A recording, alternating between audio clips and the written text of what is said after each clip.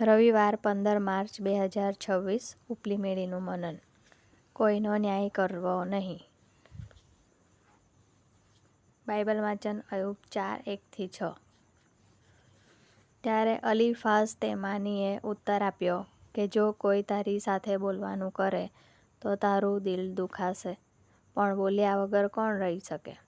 તે ઘણાઓને શિખામણ આપી છે, તે નિર્બળ અને બળવાન કર્યા છે. તારા શબ્દોએ પડતા જનને ટટ્ટાર રાખ્યો છે, અને તે થરથરતા પગને સ્થિર કર્યા છે. પણ હમણાં તારા પર સંકટ આવી પડ્યું છે, ત્યારે તું શિથિલ બની જાય છે. તે તારો સ્પર્શ કરે છે એટલે તું ગભરાઈ જાય છે. તારા દેવ પર તારો ભરોસો નથી? તારા સદાચાર પર તારી આશા નથી? આમેન. અલીફાઝે અયુબને કહ્યું, પણ હમણાં તારા પર સંકટ આવી પડ્યું છે, ત્યારે તું શિથિલ બની જાય છે. તે તારો સ્પર્શ કરે છે એટલે તું ગભરાઈ જાય છે. અયુબ 4:5. શ્રેણીબંધ નિષ્ફળ નોકરીઓ અને નાણાકીય કટોકટી પછી હું ચિંતાગ્રસ્ત થઈ ગઈ હતી. 10 વર્ષો સુધી મને કાયમી નોકરી મળે માટે પ્રાર્થના કરી હતી.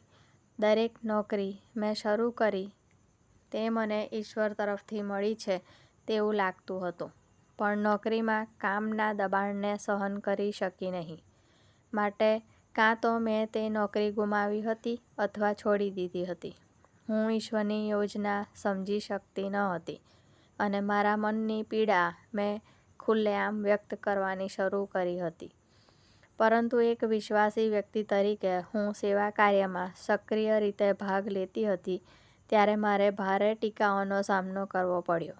કેટલાક લોકોએ મારી આ પરિસ્થિતિનું એવું અર્થઘટન કર્યું કે જાણે તે પરિસ્થિતિ ઈશ્વરનો ન્યાયી ચુકાદો છે, અને મને લાગ્યું કે મારી આ ચિંતાએ બીજાઓ માટેની મારી સાક્ષી નબળી પાડી છે.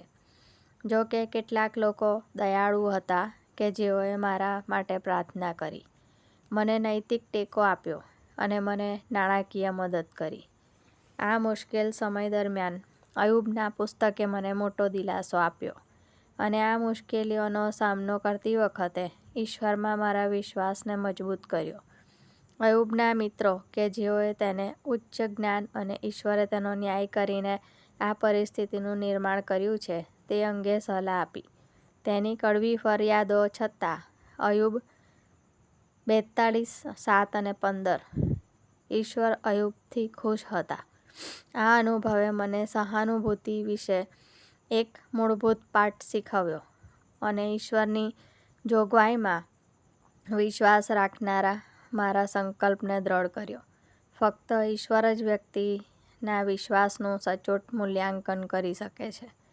આપણું કર્તવ્ય દુઃખી લોકો પ્રત્યે પ્રેમ અને કરુણા દર્શાવવાનું છે. આજનો સુવિચાર. આજે હું દુઃખી લોકો પ્રત્યે કરુણા વ્યક્ત કરીશ.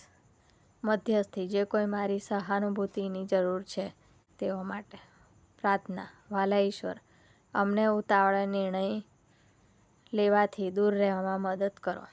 તેના બદલે દુઃખી લોકો પ્રત્યે વધુ સહાનુભૂતિશીલ અને પ્રેમાળ બનવામાં મદદ કરો. પ્રભુ ઈસુના નામમાં આમેન.